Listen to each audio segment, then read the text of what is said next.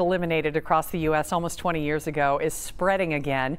Hundreds of measles cases are confirmed in nearly 24 states, including Kentucky and Indiana, and that includes a quarantine of students and faculty at 2 universities in California. Dr. Lisa Larkin is here this morning with details on the measles outbreak and how to fight it. So we've been talking about this for weeks. We know all the numbers, but what does this mean for our kids' health? I mean, my kids are vaccinated. Right. Are they going to be okay? Right. So 695 cases now in the U.S., which is a big deal. Again, a big spike since 2000. And really, this is a preventable disease. It's a preventable infectious disease. Vaccination works.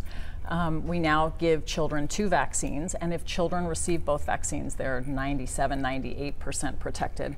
And I think from a population, from the state of our country, what's really important is that we know that about 95% of the population needs to be vaccinated to protect everybody. So vaccination is the way to go. Vaccination saves lives. Vaccination prevents measles.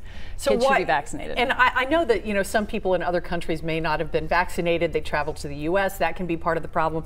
But also there's this thing where some people are not vaccinating their kids. Why is that happening? Right. So several years ago, there was a study that came out looking at concerns about vaccination being associated with the development of autism. I can tell you that that has been completely disproven, and I don't even really want to focus on it. Right. Somehow the message is still out there with some individuals who really have generated this anti-vaccine movement, which really is not based in good science and really get your kids vaccinated. Vaccines are safe. Vaccines save lives. Well, I saw one mom saying that she was scared her son was going to have an adverse reaction to vaccines. That she was, I mean, this woman was genuinely scared. Is there anything to be scared of? Right. So, I mean, I guess that's really get accurate information and talk to your physician. Of course, with anything in healthcare, I can't tell you that there is never a side effect related to the MMR vaccine, the measles, mumps, rubella vaccine. But again, these vaccines are safe, and children should be vaccinated. What about adults? Are we all covered, or are there certain age groups that may need another booster? Right. So if you were born before 1957, you are considered immune from just having the virus. It was so prevalent at the time. Starting in 1963, we started immunizing everyone. In the beginning, we only gave 1 immunization.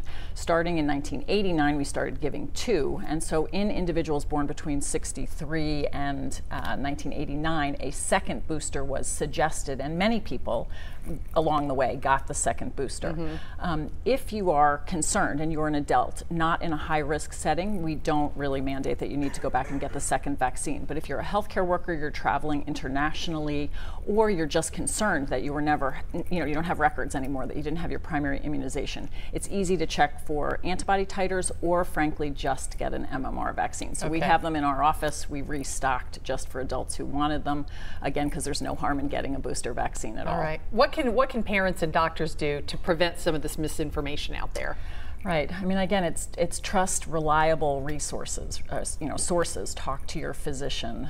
Really, you can look at all of the CDC, the NIH, all of the reputable organizations who really support vaccination. And beware of kind of fear mongering, which I certainly see on less reputable internet sites and in people who are really not experts in infectious diseases and vaccination policy across the globe. Vaccines work. Save lives. There you go.